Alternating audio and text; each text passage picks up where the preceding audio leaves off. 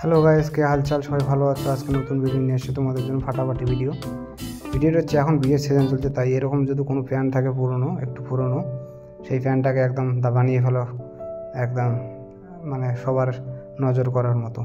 ফ্যানটা কী করবে, ফ্যানটা যদি একটু ছেদ থাকে বা না থাকে কোনো দরকার নেই, তোমরা ফ্যানটাকে টেনে টেনে এইভাবে 4টা ফুটো করে দেবে, মানে একটু হাঁটু বরাবর ফুটো করবে একটা, আর চরু বরাবর একটা ফুটো করবে, ঠিক আছে? তাহলে দুটো 4টা ফুটো হয়ে যাবে টোটাল, ঠিক আছে? একটা পায়ের মধ্যে 2টো ফুটো করবে। আর যেহেতু প্যান্টটা যদি লম্বা থাকে, ফুটোটা অবশ্যই কিন্তু ফুটো করবে, ঠিক আছে? কেটবে না, টেনে টেনে ছিঁড়ে দেবে। আর যদি লম্বাটা তো থাকে, প্যান্টটা অবশ্যই লম্বা থাকবে, তো লম্বাটা কেটে দেবে, ঠিক আছে?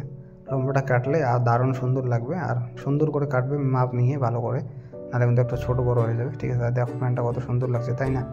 তো এইভাবে যদি যাও তাহলে তোমাদের কোনো মেয়ে পাত্তা দেবে না, সব মেয়েরাই তোমার দিকে তাকিয়ে থাকবে, ঠিক আছে? এমন কোনো মেয়ে নেই যে তোমাদের দিকে দেখবে না, সব মেয়েরাই তোমাদের দিকে তাকিয়ে থাকবে কিন্তু এরকম প্যান্ট পরে যাও একদম। আর বেশি সেট করবে না, সাপড়ি স্টাইল লাগবে না, কিন্তু একদম বেশি একদম ফালতু লাগবে, একটু কম সেট করবে, আর তাহলেই ভালো লাগবে। আর 2 নম্বর কথা, পিছনের সাইডটা একদম সিম্পল রাখবে, মানে একদম সিম্পল যেমন ছিল তেমন। ভিডিওটি অবশ্যই সবার সাথে শেয়ার করবে, কারণ এরকম প্যান কেনার হয়তো সবারই পয়সা থাকে না, তাই ভিডিওটি শেয়ার করে দেবো। বাড়িতে নিজেরাই এরকম প্যান তৈরি করতে পারবে, আর ভয় পাওয়ার কোনো দরকার নেই। এরকম প্যান যদি তৈরি করতে পারো নিজেরাই, তাহলে সবাই হা করে তাকিয়ে থাকবে এবং বলবে যে এটা কোথার থেকে নিয়েছে, ঠিক আছে? সবাই তারিফ করবে। ধন্যবাদ সবাইকে দেখার জন্য।